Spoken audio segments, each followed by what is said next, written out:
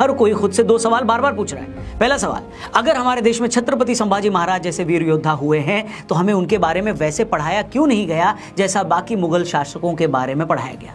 दूसरी बात जो इससे भी ज्यादा इंपॉर्टेंट है वो ये कि जो औरंगजेब सभी में इतना ज्यादा क्रूएल था, इतना बेरहम था, आखिर क्या वजह रही होगी कि हमने उसी औरंगजेब के नाम पर हमारे देश की राजधानी के सड़कों के नाम रख दी। सिर्फ 1 साल पहले तक भारत में एक पूरे शहर का नाम इस वहशी के नाम पर था। इतना नहीं, 2021-22 तक एनसीईआरटी की 12वीं की इतिहास की किताब में यह तक पढ़ाया गया कि औरंगजेब ने टूटे मंदिरों को बनवाने के लिए दान तक दिया था। ऐसा लिखकर औरंगजेब को सेक्युलर तक बताने की झूठी कोशिश की गई थी। एक शख्स ने इस पर जब आरटीआई लगाकर एनसीईआरटी से सवाल किया कि आपके पास इस बात का कोई सोर्स है जो आपने लिखा है, तो एनसीईआरटी ने कहा कि हमारे पास इसका कोई सोर्स नहीं। मतलब उन्होंने खुद माना, जिस भी शख्स ने लिखा, कि उसने अपनी मर्जी से ये झूठी बात किताब में लिख डाली। जिस औरंगजेब ने सिखों के 9वें गुरु तेग बहादुर जी का दिल्ली में कत्ल कर दिया था, उसी शीशगंज गुरुद्वारे से सिर्फ 8 किलोमीटर की दूरी पर हमने औरंगजेब के नाम पर एक सड़क बना रखी थी। जिस महाराष्ट्र में औरंगजेब ने मराठों पर इतने जुल्म किए, छत्रपति संभाजी महाराज जैसे महान राजा की आंखें नोच ली, उनके जख्मों पर नमक छिड़क कर उन्हें टॉर्चर किया, लोहे के औजारों से उनके नाखून तक उखाड़ लिए, उसी महाराष्ट्र में पूरे के पूरे एक शहर का नाम औरंगजेब के नाम पर था। इससे बड़ा क्राइम और क्या हो सकता है। औरंगजेब ने अपने 50 साल से ज्यादा की हुकूमत में ऐसा कौन सा पाप था जो नहीं किया।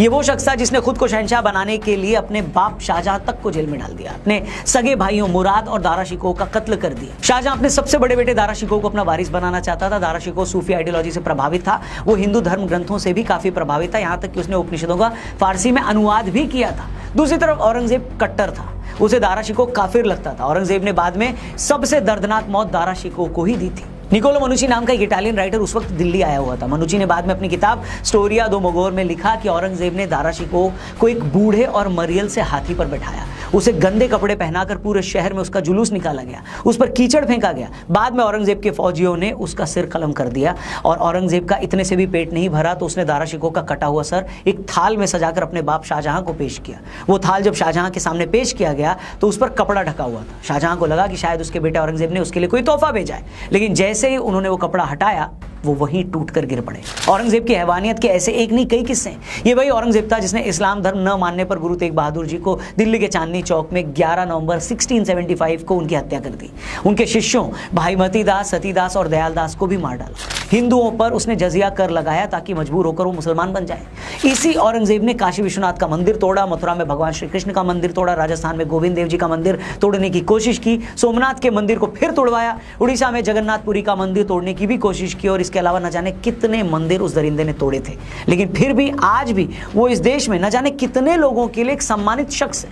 अभी साल भर पहले महाराष्ट्र के कोल्हापुर में कुछ लड़कों ने औरंगजेब को महान बताते हुए अपनी फोटो में उसका स्टेटस लगाया था।